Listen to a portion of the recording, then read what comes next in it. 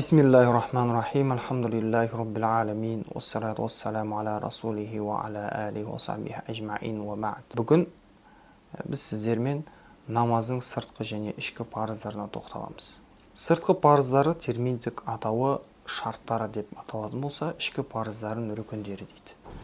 Сыртқы парыздары 6, ішкі парыздары 6. Бірінші сыртқы парыздарына тоқталсақ.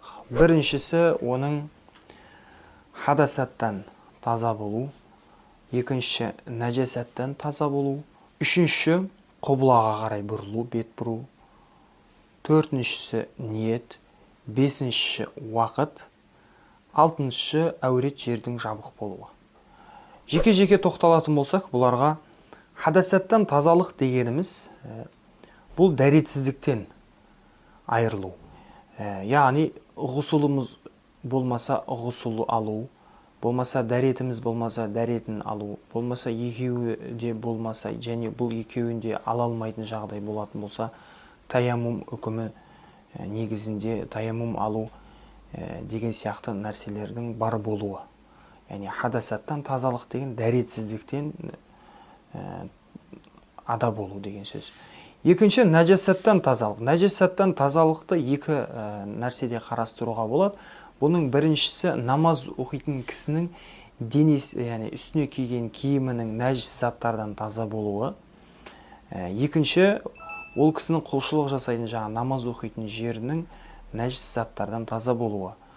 Бұл нәжістердің өз алдына арнайы тақырыпта біз қозғалған болатынбыз. Нәжістің үлкені болады, ауыр нәжіс, жеңіл нәжіс деген сияқты. Оның ауыр және жеңіл нәжіс үкіміне қарай оның көлемдері мәселесіне біз кеңірек тоқталған болатынбыз. Сол видеомыздан қарасаңыздар болады. Ал үшінші мәселе бұл әурет жердің жабық болуына келетін болсақ, Ханафи мазхабында әурет жердің жабылуы бұл кіндіктің астынан еріксілерге қатысты. Кіндіктің астынан басталып, тізеден төмен қарай, яғни кіндіктен төмен, тізеден төмен жердің жабық болуы бұл екі араның ашылуы, яғни әуреттің ашылық болып, яғни әурет жері болып есептелінеді. Бұған байланысты пайғамбарымыз саллаллаху алейхи вассаламның келген хадистер өте көп. Солардың бірнешеуіне тоқталатын болсақ,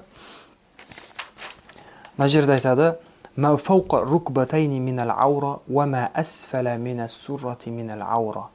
Яғни тізеден жоғары қарай әурет, кіндіктен төмен қарай және әурет дейді. Ал басқа бір хадисте фаиннама тахта сурати иля рукбати минал аура. Яғни кіндіктен төмен және тізеден төмен жерлер әуретке жатады дейді. Ал енді кейбір фиқ кітаптарында, сондай-ақ мына Фатху бабил иная кітаптарында да Малики мазхабының кейбір көзқарастары кездеседі. Сан, яғни ер кісілердің санның әуретке жатпайтынына байланысты бұл хадис Ханафи мазхабында негізге алынбайды. Бұл бір джихадта тағы басқа жерлерде желдің немесе басқа да себептерден Алла елшісінің аяғының ашылып қалған уақыты, яғни өте аз уақыт болған деп сондай бір негізге алып бұл хадисті дәлелге жатқызбайды. Одан кейін төртінші парыз бұл құбла. Құблаға қарау, құблаға қарап құлшылық жасау намазда әсіресе бұл сыртқы, яғни шарттарынан. Егер кімде-кім харам мешітінде болатын болса, дәл қағбан, айнулы қағба дейді, дәл қағбаға қарап оқылмайтын болса, намаздың дұрыс болмаған айтылады. Сондықтан жаңағыдай Сафа мен Маруа жасалатын, саи жасалатын жерлерде мрамордың өзін қағбаға ойып қойылған, яғни қағбаға тура бағытталған жай намаз формасындағы мраморларды көруге болады. Ал енді шалғайда болған, тіпті Медина сияқты, одан да ұзақ біздің елімізге Қазақстан сияқты жерлердегі намаздар қалай болады десеңіздер, бұл құбыла бағытына қарасақ жеткілікті. Енді дәл өзінің ғимаратының қабырғасының дәл өзіне қарау қиындыққа туғызатын болса, сол бағытқа қарап оқылған құлшылықтың дұрыс екені айтылады. Бұл бірінші мәселе. Екінші мәселе құбылаға қатысты айта кететін жайт.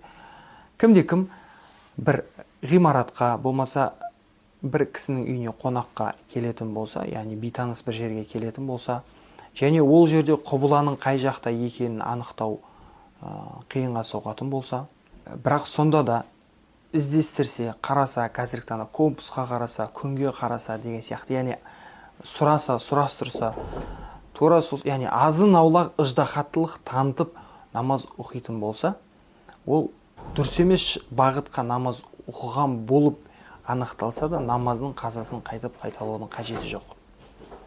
Ал егер кімде-кім ешқандай да ыждахаттылық танытпай, бейтаныс жерге келіп, жай намазды жай жүріп қалаған бір бағытына, ішкі түйсігіне сеніп намаз оқитын болса, және бұл кісінің оқыған бағыты дұрыс емес, яғни құбыла бағыты, құбыла тарапы болмай шықса, бұл кісі намазын қайталауы керек. Бұл жерде айырмашылық тек қана ыждахаттылық таныту және танытпауға қатысты мәселе. Одан кейінгі мәселе ол уақыт дедік. Уақыт бұл да парыз. Әр намаздың өзінің уақыты бар. Тіпті Құран кәрімде әр намаз өз уақытымен парыз етілді деген аятты негізге ала отырып, Ханафи мазхабы өзге мазхабтарда сияқты екі намазды біріктіріп оқу үкімінде негізге алмайды.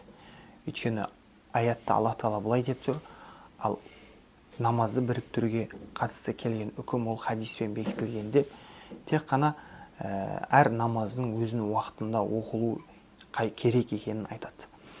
Ал егер оқылатын болса, онда бұл сури форматта дейді. Яғни бесіннің мысалға шайын деп жатқан кезде 5 минут қалған кезде бесінді оқисыз, сосын екінті кіргеннен кейін екінтіні оқу арқылы бұл яғни сырт көзбен қарағанда екі намазды біріктірген сияқты көрінеді, бірақ іс жүзінде әр намаз өзінің уақытында оқылды. Солдай ғана бір рұқсат етіледі. Ал намазды біріктіру Ханафи мазхабында рұқсат етілмейді, себебі бұл Құран кәріммен бекітілген үкім болғандықтан. Тура сол сияқты кімде-кім уақыт кірмей тұрып қандайда бір намаз оқып қойса, уақытқа тәуелді, ол намаз қайталау керек, жоқ іспетті саналады. Бұған қоса айтатын тағы да бір жайт, 3 уақытта біз намаз оқуға тыйым салынғанбыз. Күн шығып келе жатқанда, және күн тас төбеде тұрғанда, және күн батып бара жатқанда. Таң намазының уақытына келейік. Күн шығып бара жатқан кезде оқылған намаз. Жалпы пайғамбарымыз саллаллаху алейхи вассаламнан мынандай бір хадис жетеді. Кімде-кім қандай намазға тұрып, яғни үлгерсе, яғни кіріп үлгерсе, уақыт шығып кетсе де ол намазды жалғастыра берсін, яғни толықтырсын, сол намаз уақытында оқылған намаз ретінде саналады деген хадис бар, қазақша мағынасы. Алайда бұл хадисті Ханафи мазхабының ғалымдары таң намазына алмайды. Яғни таң намазын 2 немесе 1 минут қалған кезде сіз таң намазына кіріп, яғни такбир алып намазға кірсеңіз де күннің шығуымен намазды доғаруымыз керек. Бұл жаңа Мабсут, имам Сарахсидің Мабсут кітаптарында, Мутауаль кітаптарында кеңірек бұл тақырыптарға қозғалған. Кім толық оқығысы келеді, сол жерлерден қараса болады. Неге десеңіздер, таң намаздың шығуымен ешқандай бір намаздың уақыты кірмейді.